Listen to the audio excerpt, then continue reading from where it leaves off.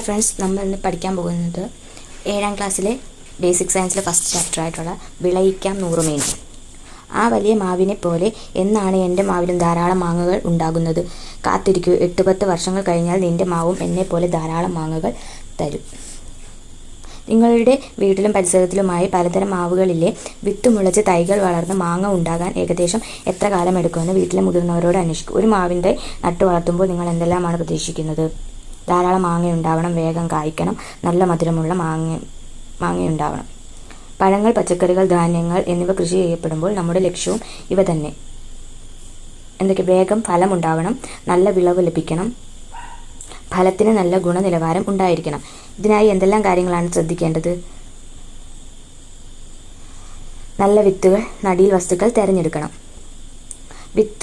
വിത്തുകളും നടീൽ വസ്തുക്കളും.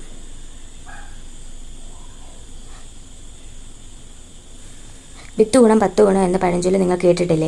എന്താണ് ഇതുകൊണ്ട് അർത്ഥമാക്കുന്നത്? വിത്ത് എവിടെയാണ് ഉണ്ടാകുന്നത്? ഫലമുണ്ടാകുന്നതോ? മികച്ച വിത്ത് തിരഞ്ഞെടുക്കാൻ ഏതെല്ലാം ഘടകങ്ങൾ പരിഗണിക്കാം? ഈ ചെടികൾ ശ്രദ്ധിക്കൂ. വിത്ത് ശേഖരിക്കാൻ ഇവയിൽ ഏത് ചെടിയാണ് നിങ്ങൾ തിരഞ്ഞെടുക്കുന്നത്? എന്തുകൊണ്ട്? ഒരു ചെടിയിൽ തന്നെ ധാരാളം ഫലങ്ങൾ ഉണ്ടാകുമെന്ന് നിങ്ങൾക്കറിയാമല്ലോ. ഏത് കാലത്തുണ്ടാകുന്ന ഫലമാണ് വിത്തിനായി തിരഞ്ഞെടുക്കേണ്ടത്? ആദ്യം ഉണ്ടാകുന്ന ഫലങ്ങളും അവസാനം ഉണ്ടാകുന്ന ഫലങ്ങളും വിത്ത് ശേഖരണത്തിന് അനുയോജ്യമാണോ? ഒരു ചെടിയുടെ മധ്യകാലത്തുണ്ടാകുന്ന മൂപ്പത്തിയ ഫലത്തിൽ നിന്നാണ് വിത്തെടുക്കേണ്ടത്. അപ്പം ഒരു ചെടിയിലെ ആദ്യം ഉണ്ടാകുന്ന അവസാനത്തുമായിട്ടുള്ള ഫലങ്ങൾ വിത്ത് ശേഖരണത്തിന് അനുയോജ്യമല്ല. മൂപ്പത്തിയ ഫലത്തിൽ നിന്നാണ്, അതായത് ഒരു ചെടിയുടെ മധ്യകാലത്തുണ്ടാകുന്ന മൂപ്പത്തിയ ഫലങ്ങളിൽ നിന്നാണ് വിത്തെടുക്കേണ്ടത്. വെണ്ട, പയർ തുടങ്ങിയവയിൽ ഒരു ഫലത്തിൽ തന്നെ ധാരാളം വിത്തുകൾ ഉണ്ടാകുമല്ലോ. അവയെല്ലാം തൈകൾ ഉൽപ്പാദിപ്പിക്കാൻ ഉപയോഗിക്കാമോ? അവയിൽ നിന്ന് ഏറ്റവും നല്ല വിത്ത് എങ്ങനെ തിരഞ്ഞെടുക്കും? ഏതാനും പയർ വിത്തെടുത്ത് താഴെ കൊടുത്തിരിക്കുന്ന കാര്യങ്ങൾ പരിശോധിച്ച് മികച്ച വിത്തുകൾ തിരഞ്ഞെടുക്കുക. ആകൃതി, വലിപ്പം, ഭാരം, പുറന്തോട്. അപ്പോൾ ചെടി എങ്ങനെയായിരിക്കും? ആരോഗ്യമുള്ളതായിരിക്കണം ചെടി എപ്പോഴും തിരഞ്ഞെടുക്കേണ്ടത്. ഫലം മൂപ്പത്തിയ ഫലം വേണം എടുക്കാൻ. വിത്ത് സ്വാഭാവികമായ ആകൃതിയുള്ളതായിരിക്കണം. ഇനി നല്ല ഉൽപ്പാദനശേഷി ഉള്ളതായിരിക്കണം. ചെടിയുടെ ആയുസ്സിൻ്റെ മധ്യകാലത്ത് ഉണ്ടായ ഫലമായിരിക്കണം നമ്മൾ വിത്തിനായിട്ട് എടുക്കേണ്ടത്. ആവശ്യത്തിന് ഭാരമുള്ളത് വേണം എടുക്കാൻ വിത്ത്. പിന്നെ ഇളം പ്രായമുള്ളതോ ആയുസ്സിൻ്റെ അവസാനമെത്തിയതോ ആയിരിക്കരുത്. ചെടിയിൽ നിന്ന് ഇളം പ്രായം ചെന്നതും ആയുസ്സിൻ്റെ അവസാനം എത്തിയതുമായിട്ടുള്ള ചെടിയുടെ വിത്ത് നമ്മൾ എടുക്കരുത്. രോഗബാധയില്ലാത്ത ഫലം നോക്കി വേണം എടുക്കാൻ. പിന്നെ വിത്തിൻ്റെ പ്രത്യേകത എന്താണെങ്കിൽ പ്രാണികൾ ആക്രമിക്കാത്തത് വിത്ത് വേണം എടുക്കാൻ. ഇനി ഫലം പുഷ്ടിയുള്ള ഫലമുള്ളത് നോക്കിയെടുക്കണം. സ്വാഭാവികമായ നിറമുള്ള വിത്ത് വേണം സെലക്ട് ചെയ്യാൻ.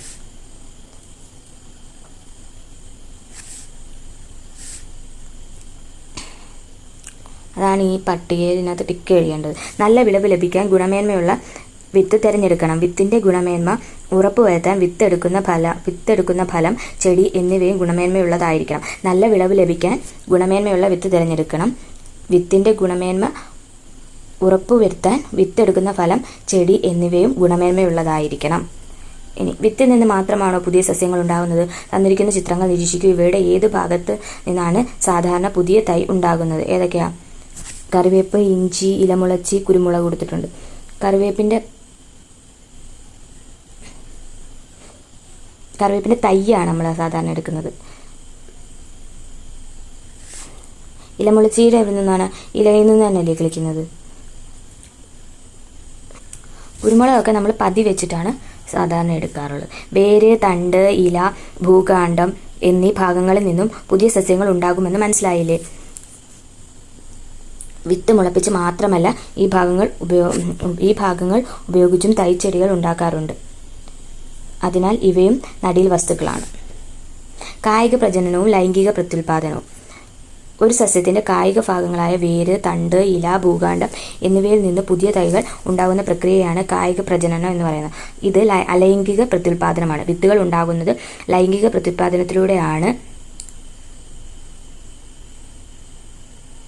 വിത്ത് മുളച്ചും തൈകൾ ഉണ്ടാകുമല്ലോ. കായിക പ്രജനനം വഴിയും ലൈംഗിക പ്രത്യുൽപാദനം വഴിയും ഉണ്ടാകുന്ന സസ്യങ്ങൾക്ക് ഉദാഹരണം കണ്ടെത്തി ശാസ്ത്ര പുസ്തകത്തിൽ എഴുതാമെന്നാണ് പറയുന്നത്.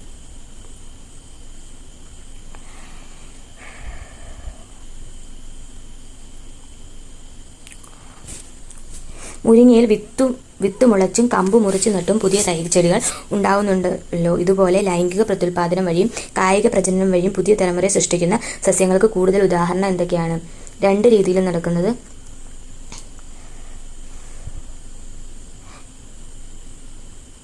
ശീമക്കൊന്ന, കറിവേപ്പ്, പിന്നെ ചൈന റോസ്, അരിപ്പൂവ്, തേക്ക്, ജമന്തി, 4 മണിപ്പൂവ്, പിന്നെ മുരിക്ക്, മൈലാഞ്ചി, ചിലയിനം പുൽച്ചെടികൾ എന്നിവയൊക്കെ 2 രീതിയിലും പ്രത്യുൽപാദനം നടത്തുന്ന സസ്യങ്ങളാണ്.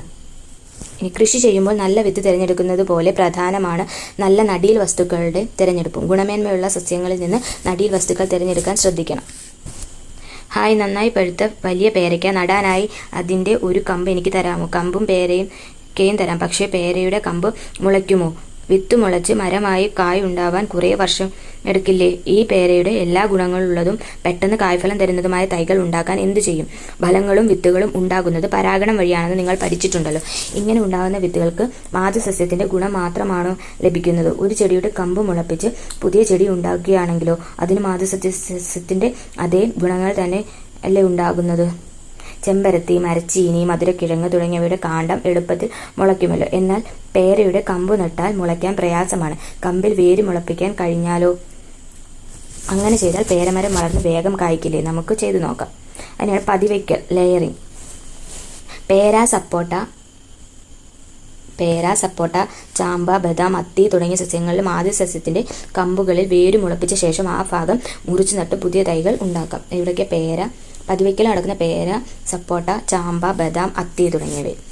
ഘട്ടം 1 മാതൃസസ്യത്തിൽ നിന്ന് പെൻസിൽ വണ്ണമുള്ള ഒരു കമ്പ് തിരഞ്ഞെടുക്കുക. പ്രധാന തടിയിൽ നിന്നുള്ളതാണ് കൂടുതൽ നല്ലത്. ഈ കമ്പിൽ 2 പർവ്വങ്ങൾക്ക്, അതായത് 2 നോട്ട്സിനും ഇടയിലുള്ള തൊലി 2-3 സെന്റിമീറ്റർ നീളത്തിൽ വളയാകൃതിയിൽ ചെത്തിയെടുക്കണം. 2ാം ഘട്ടത്തിൽ ചകിരിച്ചോറ്, മണ്ണ്, ചാണകപ്പൊടി എന്നിവ ചേർത്ത മിശ്രിതം ചെറിയ നനവോടെ ഈ ഭാഗത്ത് വെച്ച ശേഷം ഒരു പോളിത്തീൻ കവർ ഉപയോഗിച്ച് പൊതിഞ്ഞു കെട്ടുക. ആവശ്യമെങ്കിൽ ഇടയ്ക്ക് നനയ്ക്കണം. 3ാം ഘട്ടത്തിൽ 2 മാസത്തിനകം പതിവെച്ച ഭാഗത്ത് ധാരാളം വേരുകൾ ഉണ്ടാകും. വേരുമുളച്ച കമ്പ് പതിവെച്ചതിന് താഴെ മുറിച്ചെടുത്ത് ചെടിച്ചട്ടിയിലോ ഗ്രോ ബാഗിലോ നടാവുന്നതാണ്. വളർന്നു തുടങ്ങിയ മണ്ണിലേക്ക് മാറ്റി നടാം. ഇതാണ് പതിവയ്ക്കൽ. അതായത് പതിവയ്ക്കൽ എന്ന് വെച്ചാൽ മാതൃസസ്യത്തിന്റെ കമ്പുകളിൽ വേര് മുളപ്പിച്ച ശേഷം ആ ഭാഗം മുറിച്ചു നട്ട് പുതിയ തൈകൾ ഉണ്ടാക്കുന്ന രീതിയാണ് പതിവയ്ക്കൽ. ഇനി നാഗപതിവയ്ക്കൽ എന്താണ്?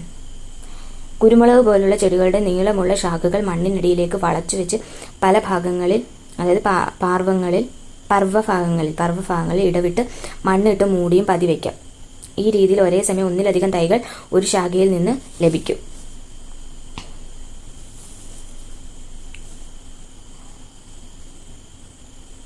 വിവിധ രീതിയിലുള്ള പതിവയ്ക്കുന്ന സസ്യങ്ങളുണ്ട്. വായുവിൽ പതിവയ്ക്കാം, എയർ ലെയറിംഗും ഉണ്ട്, നാഗപതിവയ്ക്കലുണ്ട്. എയർ ലെയറിംഗ് നടക്കുന്നതാണ് പേര, കശുമാവ്, സപ്പോട്ട, റോസ്, ചാമ്പ, അത്തി, ബദാം. ഇനി നാഗപതിവയ്ക്കൽ നടക്കുന്നത് ബൊഗൻവില്ല, മുല്ല, പിച്ചി, കുരുമുളക്, മുന്തിരി, ജമന്തി, വെറ്റില. ഇതിനൊക്കെ നാഗപതിവയ്ക്കൽ നടക്കും. നാഗപതിവയ്ക്കൽ എക്സാമ്പിൾ ബൊഗൻവില്ല, മുല്ല, പിച്ചി, കുരുമുളക്, മുന്തിരി, ജമന്തി, വെറ്റില. ഈ പതിവെച്ചുണ്ടാകുന്ന സസ്യങ്ങളുടെ ചില സവിശേഷതകൾ എന്തൊക്കെയായിരിക്കും? മാതൃസസ്യത്തിന്റെ ഗുണങ്ങൾ ഉണ്ടാകും. ചെടിയുടെ വലിപ്പവും ആയുർദൈർഘ്യവും കുറവായിരിക്കും. വേഗത്തിൽ പൂക്കുകയും കായ്ക്കുകയും ചെയ്യും. തായ്വേര് പടലം ഉണ്ടായിരിക്കില്ല. കൂടുതൽ പരിചരണം ആവശ്യമാണ്. മാതൃസസ്യത്തിന്റെ ഗുണങ്ങൾ ഉണ്ടായിരിക്കും. ചെടിയുടെ വലിപ്പവും ആയുർദൈർഘ്യവും കുറവായിരിക്കും. വേഗത്തിൽ പൂക്കുകയും കായ്ക്കുകയും ചെയ്യും. തായ്വേര് പടലം ഉണ്ടായിരിക്കില്ല. കൂടുതൽ പരിചരണം ഇതിന് ആവശ്യമാണ്. പതിവയ്ക്കലിലൂടെ ഉൽപ്പാദിപ്പിക്കുന്ന സസ്യങ്ങളുടെ ഗുണങ്ങളും ദോഷങ്ങളും മനസ്സിലായല്ലോ. ഇനി അധിക വായനയ്ക്കെന്ന് പറഞ്ഞു കൊടുത്തിരിക്കുന്നുണ്ട്. വേര് മുളപ്പിക്കൽ ഇങ്ങനെയും. തണ്ട് ഉപയോഗിച്ചുള്ള കായിക പ്രജനന രീതിയുടെ വിജയ സാധ്യത പരമാവധി കൂട്ടാൻ ആക്സിൻ പോലുള്ള സസ്യ ഹോർമോണുകൾ അടങ്ങിയ ലായനിയിൽ വേര് മുളയ്ക്കേണ്ട കാണ്ഡഭാഗം മുക്കിവെച്ച് വേഗത്തിൽ വേര് പിടിപ്പിക്കുന്ന രീതി ഇന്ന് നിലവിലുണ്ട്. ആക്സിൻ പെട്ടെന്ന് തന്നെ വേര് മുളയ്ക്കാൻ സഹായിക്കുന്ന ഹോർമോണാണ്. പരമാവധി കൂട്ടാൻ ഇനി കമ്പൊട്ടിക്കൽ, ഗ്രാഫ്റ്റിംഗ്. ചിത്രം നോക്കൂ. ഈ മാവിന്റെ ഒരു തൈ വേണം. അത് പതിവയ്ക്കൽ വഴി ഉണ്ടാക്കാൻ കഴിയുമോ? മാവിന്റെ കൊമ്പിൽ വേര് പിടിപ്പിക്കാൻ പ്രയാസമാണ്. വിത്ത് നട്ടാലോ? മാങ്ങ ഉണ്ടാവാൻ കുറേ വർഷങ്ങൾ കഴിയും. അതിന് ഈ മാവിന്റെ എല്ലാ ഗുണങ്ങളും ഉണ്ടാകണമെന്നുമില്ല.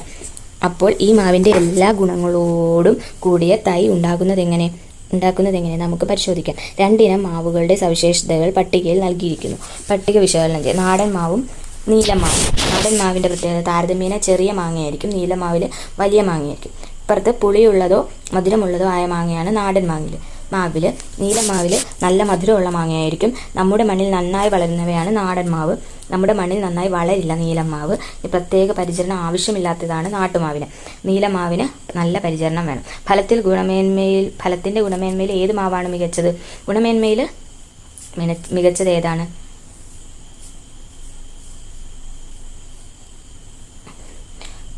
നീലമാവിനെ അപേക്ഷിച്ച് നാടൻ മാവിന് എന്തെല്ലാം മേന്മകൾ ഉണ്ട്? നീലമാവിന്റെ ഒരു കമ്പ് നാടൻ മാവിന്റെ തൈയിൽ വെച്ചു പിടിപ്പിച്ച് ഒരു പുതിയ തൈ ഉണ്ടാക്കിയാൽ ആ മാവിന് എന്തെല്ലാം പ്രത്യേകതകൾ ഉണ്ടായിരിക്കും? നമ്മുടെ മണ്ണിൽ നന്നായി വളരും. നീലമാവിന്റെ മാങ്ങ ലഭിക്കും. ഇങ്ങനെ ഒരു തൈ ഉണ്ടാക്കുന്ന രീതി നമുക്ക് പരിചയപ്പെടാം. അതാണ് കമ്പൊട്ടിക്കൽ.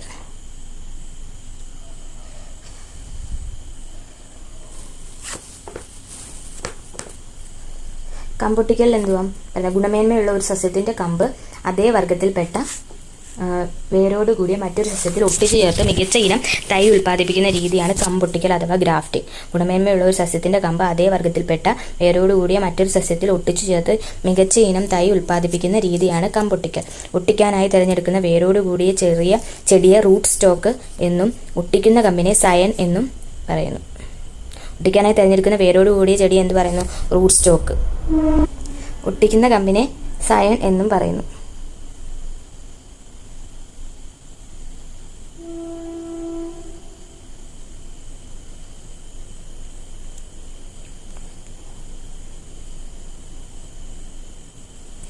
നോക്ക്, 6 മാസം മുതൽ 1 വർഷം വരെ പ്രായമുള്ള ഒരു മൂവാണ്ടൻ മാവിന്റെ തൈ തിരഞ്ഞെടുക്കുക. വേരോടുകൂടിയ ഈ ചെടിയെ റൂട്ട് സ്റ്റോക്ക് എന്ന് വിളിക്കുന്നു. ഇനി നല്ല കായ്ഫലമുള്ള നീലമാവിൽ നിന്ന് റൂട്ട് സ്റ്റോക്കിന്റെ അതേ വണ്ണമുള്ള ഒരു കമ്പ് മുറിച്ചെടുക്കുക. ഇതിനെ സയൻ എന്ന് പറയുന്നു. പുതിയ മുകുളങ്ങൾ വരാൻ തുടങ്ങിയ കമ്പാണ് സയനായി തിരഞ്ഞെടുക്കേണ്ടത്. റൂട്ട് സ്റ്റോക്കിൽ ഉണ്ടാക്കിയ വിടവിലേക്ക് സയൻ തിരികെ വെച്ച് പോളിത്തീൻ ടേപ്പ് ഉപയോഗിച്ച് ചുറ്റിക്കെട്ടണം. സയൻ സ്റ്റോക്കിനോട് ഒട്ടി വളർന്നു കഴിഞ്ഞാൽ ചെടി സൗകര്യപ്രദമായ സ്ഥലത്തേക്ക് മാറ്റി നടാം.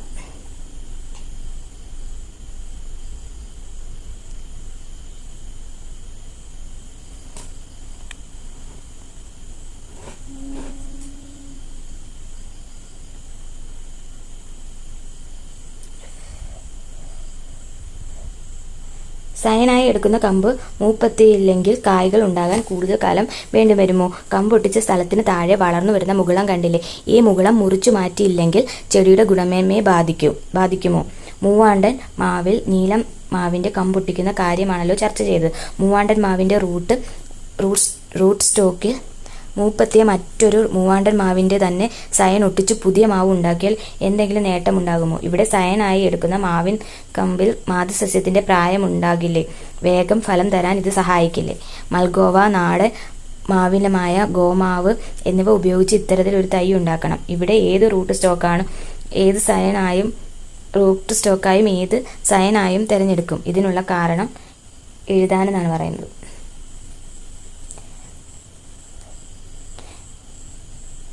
ഇനി കമ്പൊട്ടിക്കുന്ന വഴി തൈ ഉണ്ടാകുന്നതിൻ്റെ നേട്ടങ്ങൾ എന്തൊക്കെയായിരിക്കും? വേഗത്തിൽ പൂക്കുകയും കായ്ക്കുകയും ചെയ്യുന്നു. പിന്നെ മാതൃചെടിയുടെ ഗുണങ്ങൾ, അതായത് കായുടെ വലിപ്പം, രുചി, വിളവെടുപ്പ് മുതലായവ പുതിയ തൈക്ക് ലഭിക്കും. പിന്നെ രോഗപ്രതിരോധ ശേഷി വർദ്ധിക്കുന്നു. ദീർഘായുസ്സുള്ള നല്ല ഗുണമേന്മയുള്ള ചെടി ലഭിക്കും. വിത്ത് വഴി ഉണ്ടാകുന്ന ചെടികളേക്കാൾ വേഗത്തിൽ വിളവെടുക്കാം. വളർച്ചയ്ക്ക് അനുയോജ്യമായ ഉയർന്ന വിളവുള്ള ഇനങ്ങൾ വ്യാപകമായി പ്രചരിപ്പിക്കാൻ കഴിയും. മുകുള ഒട്ടിക്കൽ, ബഡ്ഡിങ്. ഗുണമേന്മയുള്ള ഒരു സസ്യത്തിന്റെ മുകുളം അതേ വർഗത്തിൽപ്പെട്ട വേരോടുകൂടിയ മറ്റൊരു സസ്യത്തിൽ ഒട്ടിച്ചു വെച്ച് മികച്ച നടീൽ വസ്തു ഉണ്ടാക്കുന്നതാണ് മുകുള ഒട്ടിക്കൽ. ഗുണമേന്മയുള്ള ഒരു സസ്യത്തിന്റെ മുകുളം അതേ വർഗത്തിൽപ്പെട്ട വേരോടുകൂടിയ മറ്റൊരു സസ്യത്തിൽ ഒട്ടിച്ചു ചേർത്ത് മികച്ച നടീൽ വസ്തു ഉണ്ടാക്കുന്ന രീതിയാണ് മുകുള ഒട്ടിക്കൽ. അതിന്റെ ഘട്ടങ്ങൾ നോക്കാം. നല്ല ഇനം പ്ലാവിന്റെ ശിഖരത്തിൽ നിന്ന് മുകുളം തൊലിയോടുകൂടി ചെത്തിയെടുക്കുക. ഇതാണ് സയൻ. ഘട്ടം 2 ചട്ടിയിലോ ഗ്രോ ബാഗിലോ വളർത്തിയ നാടൻ ഇനത്തിൽപ്പെട്ട പ്ലാവിൻ തൈയിൽ നിന്ന് റൂട്ട് സ്റ്റോക്ക് മുകുളം ഒട്ടിക്കാനുള്ള സ്ഥലത്തെ പുറം തൊലി ചെത്തി മാറ്റുക. ഘട്ടം 3 റൂട്ട് സ്റ്റോക്കിൽ തൊലി നീക്കിയ ഭാഗത്ത് സയൻ വെച്ച് മുകുളം പുറത്തു കാണുന്ന വിധം പോളിത്തീൻ ടേപ്പ് കൊണ്ട് പൊതിഞ്ഞു കെട്ടുക. ഘട്ടം 4 മുകുളം നന്നായി വളരാൻ തുടങ്ങിയ സ്റ്റോക്കിന്റെ മുകൾ ഭാഗം മുറിച്ചു മാറ്റുക. മുകുളം വളർന്നതിന് ശേഷം ഈ തൈ പറമ്പിലേക്ക് മാറ്റി നടാം.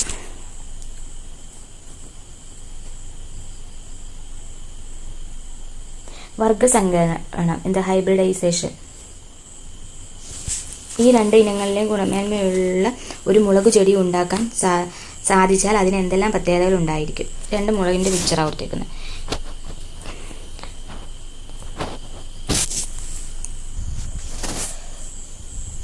പരാഗണം വഴിയാണല്ലോ വിത്ത് ഉണ്ടാകുന്നത്. വിവിധ പരാഗണ രീതികൾ നിങ്ങൾക്കറിയാമോ? മത്തൻ ചെടിയിലെ പരാഗണം ചിത്രീകരിച്ചിരിക്കുന്നത് നിരീക്ഷിക്കൂ. പരാഗണ രീതികൾ എന്തൊക്കെയുണ്ട്? സ്വപരാഗണമുണ്ട്, പരപരാഗണമുണ്ട്. ഒരേ ചെടിയിലെ 2 പൂക്കൾ തമ്മിലുള്ളതിനെയാണ് പരാഗണം, അതാണ് സ്വപരാഗണം എന്ന് പറയുന്നത്. 2 ചെടികളിലെ ആകുമ്പോൾ പരപരാഗണം.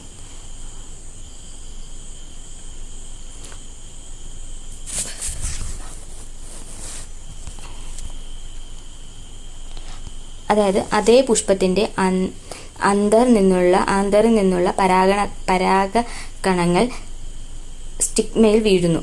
ചിലപ്പോൾ ഒരേ ചെടിയിലെ മറ്റൊരു പുഷ്പത്തിലേക്കും എത്താം. ഉദാഹരണം പയറ്, അരി, ഗോതമ്പ് എന്നൊക്കെ. ഗുണം എന്തായിരിക്കും? മാതൃചെടിയുടെ ഗുണങ്ങൾ നിലനിൽക്കും. ഇനി പരപരാഗണം എന്താണ്? പരപരാഗണം എന്ന് വെച്ചാൽ ഒരു ചെടിയിലെ ആന്തറിൽ നിന്നുള്ള പരാഗകണങ്ങൾ മറ്റൊരു ചെടിയുടെ സ്റ്റിഗ്മയിൽ എത്തുന്നു. ഇതിന് കാറ്റ്, വെള്ളം, കീടങ്ങൾ, പക്ഷികൾ തുടങ്ങിയവ സഹായിക്കുന്നു. എക്സാമ്പിളാണ് തേങ്ങ, മത്തൻ, സൂര്യകാന്തി. ഗുണം: പുതിയ ഗുണങ്ങൾ ഉൾപ്പെട്ട ശക്തമായ സന്തതികൾ ലഭിക്കും. ഇനി കൃത്രിമ പരാഗണം നോക്കൂ. സ്വപരാഗണം തടയുന്നതിന് കൃത്രിമ പരാഗണം നടത്തേണ്ട പൂവിൻ്റെ കേസരങ്ങൾ മുറിച്ചു മാറ്റുന്നു. ഘട്ടങ്ങളാണ് കൃത്രിമ പരാഗണത്തിൻ്റെ. ഈ പൂവിൽ മറ്റു പൂക്കളിൽ നിന്നുള്ള പരാഗരേണുക്കൾ എത്താതിരിക്കാൻ പൂവ് പൊതിഞ്ഞു കെട്ടുന്നു. ഇതേ ഇനത്തിൽപ്പെട്ട വ്യത്യസ്ത ഗുണമുള്ള ചെടിയുടെ പൂവിൽ നിന്ന് പരാഗരേണുക്കൾ ബ്രഷിൽ ശേഖരിക്കുന്നു. ശേഖരിച്ച പരാഗരേണുക്കൾ കൃത്രിമ പരാഗണം നടത്തേണ്ട പൂവിൻ്റെ പരാഗണ സ്ഥലത്ത് പതിപ്പിക്കുന്നു. മറ്റു പൂക്കളിൽ നിന്നുള്ള പരാഗണം തടയുന്നതിനായി ഈ പൂവ് വീണ്ടും പൊതിഞ്ഞു കെട്ടുന്നു. അപ്പോൾ കൃത്രിമ പരാഗണം എന്ന് വെച്ചാൽ സ്വാഭാവികമായി പരാഗണം നടത്താൻ സഹായിക്കുന്ന പ്രാണികളോ കാറ്റോ ഇല്ലാത്ത സാഹചര്യങ്ങളിലും മെച്ചപ്പെട്ട വിളവ് ലഭിക്കുന്നതിനും വേണ്ടിയാണ് പ്രധാനമായും കൃത്രിമ പരാഗണം നടത്തുന്നത്. പ്രകൃതിദത്തമായ രീതികൾക്ക് പകരം മനുഷ്യർ നേരിട്ട് നടത്തുന്ന പരാഗണമാണ് കൃത്രിമ പരാഗണം എന്ന് പറയുന്നത്. വർഗ്ഗസങ്കരണം എന്താണ്? ഒരേ വർഗ്ഗത്തിൽപ്പെട്ടതും വ്യത്യസ്ത ഗുണമുള്ളതുമായ 2 ചെടികൾ തമ്മിൽ കൃത്രിമ പരാഗണം നടത്തി 2ൻ്റെയും ഗുണങ്ങൾ ചേർന്ന പുതിയ വിത്തുകൾ ഉൽപ്പാദിപ്പിക്കുന്ന രീതിയാണ് വർഗ്ഗസങ്കരണം. ഇങ്ങനെ ഉണ്ടാക്കുന്ന വിത്തുകളിൽ നിന്ന് ഗുണമേന്മയുള്ള വിത്തുകൾ തിരഞ്ഞെടുക്കുന്നു. ഇവയാണ് സങ്കര ഇനം വിത്തുകൾ. ചില സങ്കര ഇനം വിത്തുകൾ പരിചയപ്പെടാം. മുളകിൻ്റെ സങ്കര ഇനം വിത്തുകൾ എക്സാമ്പിളാണ് ഇതിനകത്തുള്ളത് ഉജ്ജ്വല, ജ്വാലാമുഖി. പയറാവുമ്പം ജ്യോതിക, ഭാഗ്യലക്ഷ്മി. നെല്ല് പവിത്ര, അന്നപൂർണ. പിന്നെ തെങ്ങ് ചന്ദ്രലക്ഷ, ചന്ദ്രശങ്കര. വെണ്ടയാണെങ്കിൽ സൽകീർത്തി, കിരൺ. ഇനി ഇതിൻ്റെയൊക്കെ കൂടുതൽ എക്സാമ്പിൾ എന്തൊക്കെയാണ്? മുളകിൻ്റെ ജ്വാലാമുഖി, ജ്വാലാസഖി. പിന്നെ ഉജ്ജ്വലയുണ്ട്. പയറിൻ്റെ ജ്യോതിക, ഭാഗ്യലക്ഷ്മി, ലോല, മാലിക, ശാരികയൊക്കെ പയറാണ്. നെല്ല് പവിത്ര, അന്നപൂർണ, ഹ്രസ്വ. നെല്ല് പവിത്ര, അന്നപൂർണ, ത്രിവേണി, ജയയൊക്കെ നെല്ലാണ്. തെങ്ങാണെങ്കിൽ ചന്ദ്രലക്ഷ, ചന്ദ്രശങ്കര, ലക്ഷഗംഗ, അതൊക്കെ തെങ്ങാണ്. ഇനി വെണ്ടയാണെങ്കിൽ സൽകീർത്തി, കിരൺ, സുസ്ഥിരയൊക്കെ വെണ്ടയാണ്. പിന്നെ മത്തൻ എന്തൊക്കെയുണ്ട്? അമ്പിളി, സുവർണ, സരസ് ഒക്കെ മത്തനാണ്. തക്കാളിയുടെ സങ്കരയിനങ്ങളാണ് ശക്തി, മുക്തി, അനഘ. ശക്തി, മുക്തി, അനഘയൊക്കെ തക്കാളിയുടെ സങ്കരയിനങ്ങളാണ്. വെള്ളരി, സൗഭാഗ്യ, അരുണിമ. സൗഭാഗ്യ, അരുണിമയൊക്കെ വെള്ളരിയാണ്. വെള്ളരിയുടെ സങ്കരയിനങ്ങളാണ് സൗഭാഗ്യ, അരുണിമ.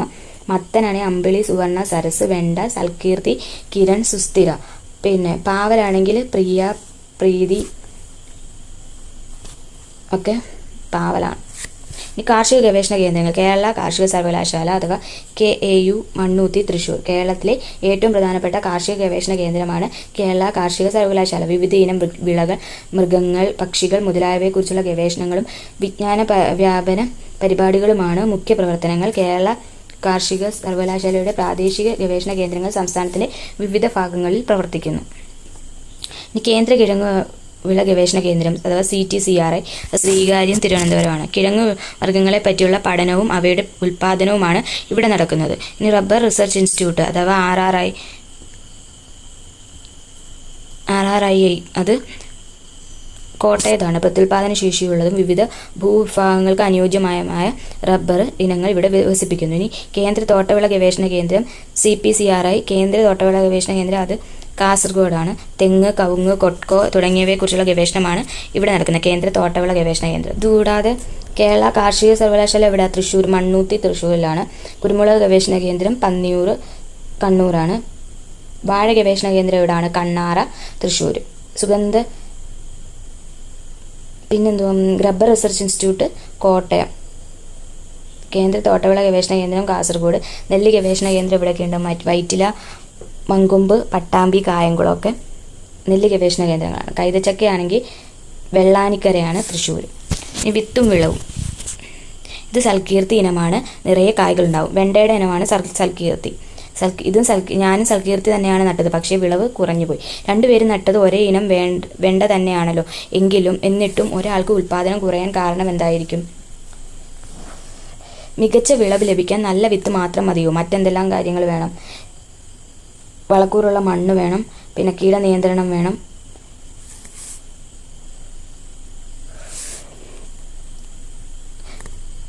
പിന്നെ കാലാവസ്ഥ, അനുയോജ്യമായ കാലാവസ്ഥ വേണം. വളക്കൂറുള്ള മണ്ണ്. നല്ല വിളവ് ലഭിക്കാൻ ശരിയായ വളപ്രയോഗം വേണമല്ലോ. നിങ്ങളുടെ പ്രദേശത്തെ കർഷകർ സാധാരണ എന്തെല്ലാം വളങ്ങളാണ് ഉപയോഗിക്കാറുള്ളത്? എന്തൊക്കെയാണ് സാധാരണ ഉപയോഗിക്കുന്നത്? ചാണകം, യൂറിയ, എല്ലുപൊടിയൊക്കെ. ഇവിടെ കുറേ വളങ്ങളുടെയാണ്. കമ്പോസ്റ്റ് വളം, NPK വളം, എല്ലുപൊടി, കോഴിക്കാഷ്ടം. അതിനകത്ത് ജൈവവളങ്ങളും രാസവളങ്ങളും ഉണ്ട്. ജൈവവളം എന്ന് വെച്ചാൽ എന്തൊക്കെയായിരിക്കും? ചാണകം, കമ്പോസ്റ്റ്, കോഴിക്കാഷ്ടം, മത്സ്യവളം, പിന്നെ ആട്ടിൻകാഷ്ടം, എല്ലുപൊടിയൊക്കെ ജൈവവളങ്ങളായിരിക്കും. ഇനി രാസവളങ്ങൾ എന്തൊക്കെയായിരിക്കും? NPK, യൂറിയ, അമോണിയം സൾഫേറ്റ്, ഫാക്ടം ബോക്സ് ഒക്കെ എന്തായിരിക്കും? പൊട്ടാഷ്, അതൊക്കെ എന്തായിരിക്കും?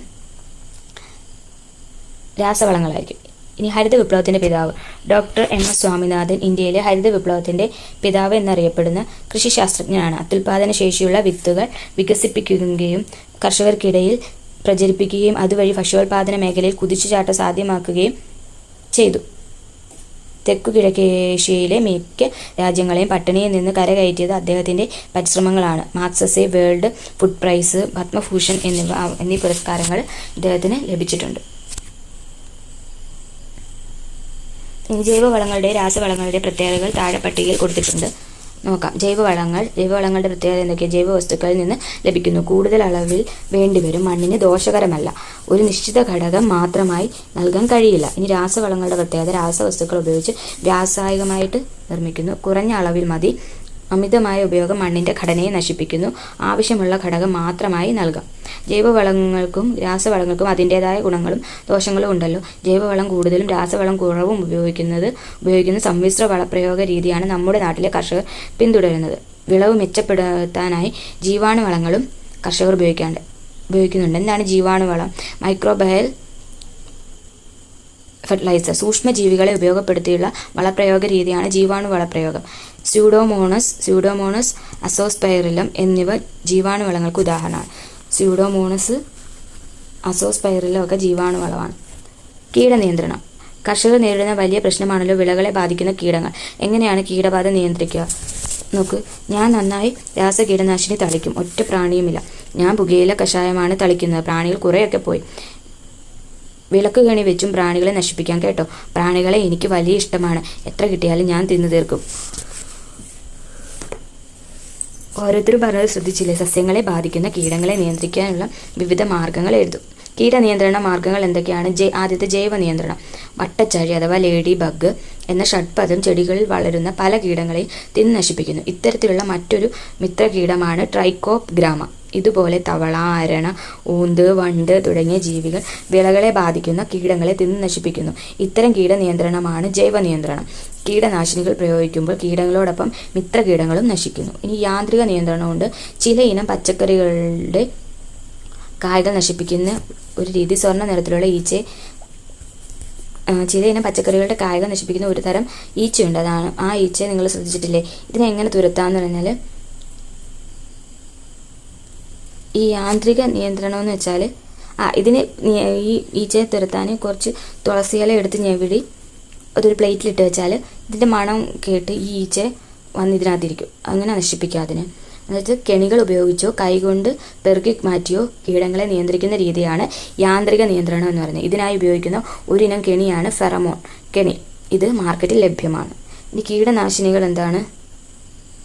കീടനാശിനികൾ 2 തരമുണ്ട്: രാസകീടനാശിനികളും ജൈവ കീടനാശിനികളും. രാസകീടനാശിനികൾ നമ്മൾ മുമ്പ് പറഞ്ഞ രാസവസ്തുക്കൾ ഉപയോഗിച്ച് നിർമ്മിച്ച കീടനാശിനികളാണ് രാസകീടനാശിനികൾ. ജൈവ കീടനാശിനികൾ എന്ന് വെച്ചാൽ രാസകീടനാശിനികളെ അപേക്ഷിച്ച് ദോഷം കുറഞ്ഞവയാണ് ജൈവ കീടനാശിനികൾ. പുകയില കഷായം, വേപ്പെണ്ണ, ഇമൽഷൻ, പിന്നെ വെളുത്തുള്ളി, കാന്താരി മിശ്രിതം തുടങ്ങിയവ ജൈവ കീടനാശിനികളാണ്.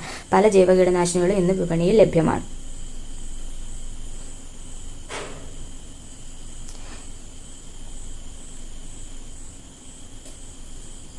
ഇനി ഒരു പുകയില കഷായം ഉണ്ടാക്കുന്ന രീതിയൊക്കെ കൊടുത്തിട്ടുണ്ട്. നിർമ്മിത ബുദ്ധിയും കൃഷിയും. നിർമ്മിത ബുദ്ധി ഉപയോഗിച്ച് കീടങ്ങളെ കണ്ടെത്തി ലേസർ ഉപയോഗിച്ച് നശിപ്പിക്കുന്ന സാങ്കേതിക വിദ്യ ഇന്ന് ഉപയോഗിച്ചു വരുന്നു. പരിസ്ഥിതിക്ക് ഒട്ടും ഹാനികരമല്ല എന്നതാണ് ഇതിന്റെ നേട്ടം. അനുയോജ്യമായ കാലാവസ്ഥയും കൃഷിയെ സ്വാധീനിക്കുന്നുണ്ട്. അതിനാൽ കാലാവസ്ഥയ്ക്ക് ഇണങ്ങിയ വിളകൾ വേണം കൃഷി ചെയ്യാൻ. മികച്ച വിളവ് ലഭിക്കാൻ സഹായകരമായ വിവിധ ഘടകങ്ങളെക്കുറിച്ചാണ് നാം ഇതുവരെ ചർച്ച ചെയ്തത്. നിങ്ങൾ കൃഷി ചെയ്യുമ്പോൾ അവയൊക്കെ പരിഗണിക്കുമല്ലോ. എനിക്ക് നല്ലൊരു കർഷകനാവണം. ഞാൻ എവിടെ കൃഷി ചെയ്യും? എവിടെയൊക്കെ കൃഷി ചെയ്യാം? വീട്ടിലെ അടുക്കളത്തോട്ടത്തിൽ, മട്ടുപ്പാവിൽ, സ്കൂളുകളിലെ പച്ചക്കറിത്തോട്ടം, പിന്നെ സ്കൂളുകളിലെ ജൈവ വൈവിധ്യോദ്യാനം. സസ്യങ്ങളുടെ തൈകൾ ഉൽപ്പാദിപ്പിക്കാനുള്ള എന്തെല്ലാം മാർഗങ്ങളാണ്? നമ്മൾ കുറേ മാർഗങ്ങൾ ഇതിനകത്ത് ബഡ്ഡിങ്, ഗ്രാഫ്റ്റിങ്, ലെയറിങ് ഒക്കെ പഠിച്ചില്ലേ? ഈ രീതിയിൽ ഗുണമേന്മയുള്ള തൈകൾ ഉണ്ടാക്കി നിങ്ങളുടെ സ്കൂളിലെ ജൈവ വൈവിധ്യോദ്യാനം വിപുലീകരിക്കുമല്ലോ എന്നാണ് പറയുന്നത്. ഇനി മറ്റ് കാർഷിക സംരംഭങ്ങൾ നോക്ക്. സസ്യങ്ങൾ നട്ടു വളർത്തുന്നത് മാത്രമാണോ കൃഷി? താഴെ കൊടുത്തിരിക്കുന്ന ചിത്രീകരണം വിശകലനം ചെയ്ത് വിവിധ കാർഷിക മേഖലകൾ കണ്ടെത്താനാണ്. സെറികൾച്ചർ എന്ന് വെച്ചാൽ എന്താ? പട്ടുനൂൽപ്പുഴു വളർത്തലാണ്. പുഷ്പകൃഷിക്കാണ് ഫ്ലോറികൾച്ചർ എന്ന് പറയുന്നത്. എപ്പികൾച്ചർ എന്താണ്? തേനീച്ച വളർത്തലാണ്. മുയൽ വളർത്തലാണ് ക്യൂണികൾച്ചർ മുയൽ വളർത്തൽ. മഷ്റൂം കൾച്ചർ കൂൺകൃഷിയാണ്. പൗൾട്രി ഫാമിംഗ് കോഴിക്കൃഷിയാണ്. ലൈഫ് സ്റ്റോക്ക് ഫാമിംഗ് എന്താണ്? കന്നുകാലി വളർത്തൽ. ഇനി മത്സ്യകൃഷിക്ക് പറയുന്ന പിസികൾച്ചർ എന്നാണ്. വിവിധ കാർഷിക സംരംഭങ്ങളും മികച്ച വിത്ത്, നടീൽ വസ്തുക്കൾ തുടങ്ങിയവ തയ്യാറാക്കുന്ന രീതികളും കൃഷി പരിപാലനത്തിന് ശ്രദ്ധിക്കേണ്ട കാര്യങ്ങളും വിവിധ കാർഷിക മേഖലകളും മനസ്സിലാക്കിയല്ലോ. കൃഷിയെയും കർഷകരെയും സ്നേഹിച്ച് ആധുനിക കൃഷിരീതികളോടൊപ്പം നമുക്ക് മുന്നേറാം. ഇത്രയാണ് ചാപ്റ്റർ. Thank you.